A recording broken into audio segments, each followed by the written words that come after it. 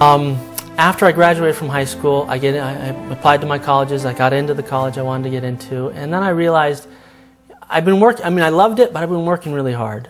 I wanted a little bit of a time to think.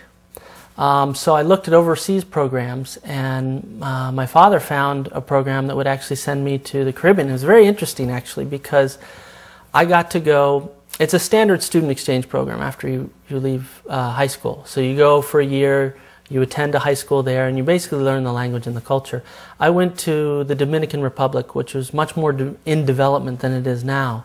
Normally they take overseas students and they place them in these very wealthy homes, so that you have 3 or 4 maids and you've got an armed guard outside. It's very nice.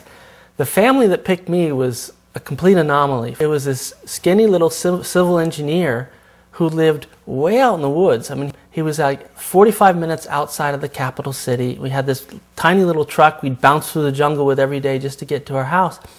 And he'd sit in his back porch and he'd read like Indian philosophers. And his kids all thought he was strange. I loved him. This is great.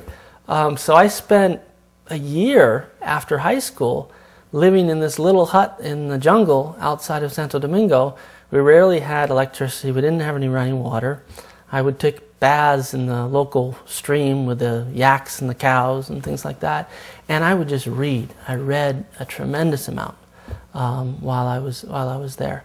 So it was a great year. So by the time I got done with that, and then I came back and attended my first year at university here on the East Coast. When I was in my sophomore year in high school, my father did a sabbatical in England, so picked the whole family up and moved us to just south of London. And I lived for a year there and traveled around Europe. 在上集中，布罗迪为明慧十方的观众谈了他的家庭观和教育观。当今世界变得格外纷繁多样，仍有很多人几乎没有选择，但也有很多人面临太多的选择。在这样的环境中，教育孩子的最根本点应该落在哪里呢？身为父亲的布罗迪是这样看的。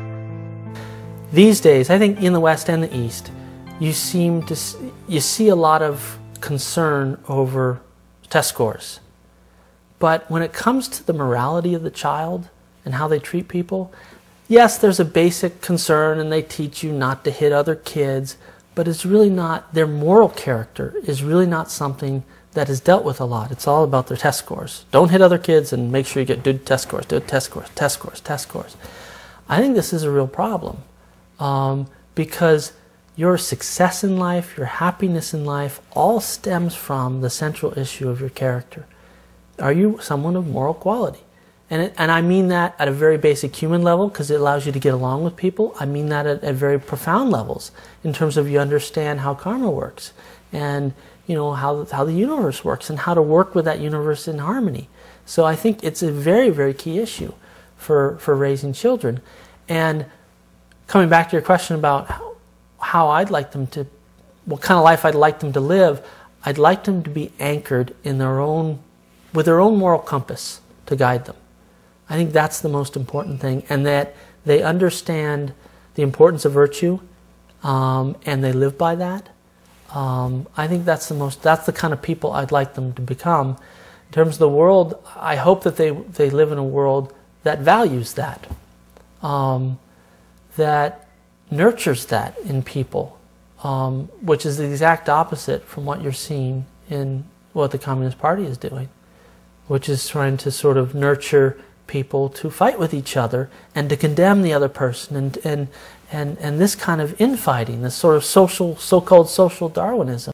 道德作为一个人的根本固然重要，但现在社会上不仅年轻人倾向于认为竞争出强者，身为父母的也有很多人担心自己的孩子如果太善良，则很难在社会上立足。保持心灵的纯净和善性与在竞争中立足容身，这两者的关系如何把握为好呢？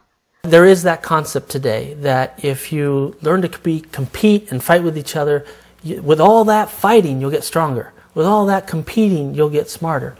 But if you look at the real leap forwards, even in the scientific community, if you look at the real leap forwards that people have done, it's about when great minds come together.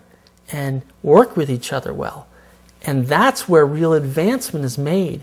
You can, if you sit down to work with somebody, you're going to get a lot further when there's harmony between you than if you're constantly banging heads, because all the energy, even if it encourages you to work harder, all that energy banging each other's head, when you could be putting that energy to some forward progress. And I think you see examples of that in science, you see examples of that in politics. And again, we're just talking about the surface. We're just talking about, well, would the science advance further? Well, what about what happens to the karma of the people? What happens to, if you treat people horribly over and over and over again, do you think nothing's going to come back to you? Even if you did make more of a breakthrough in one little scientific area, what kind of life are you going to have, having done all those horrible things to all those people? In the long run, and very often in the short run, it's much, much worse when you teach people to be competitive and bang heads and mistreat each other to advance their own purpose.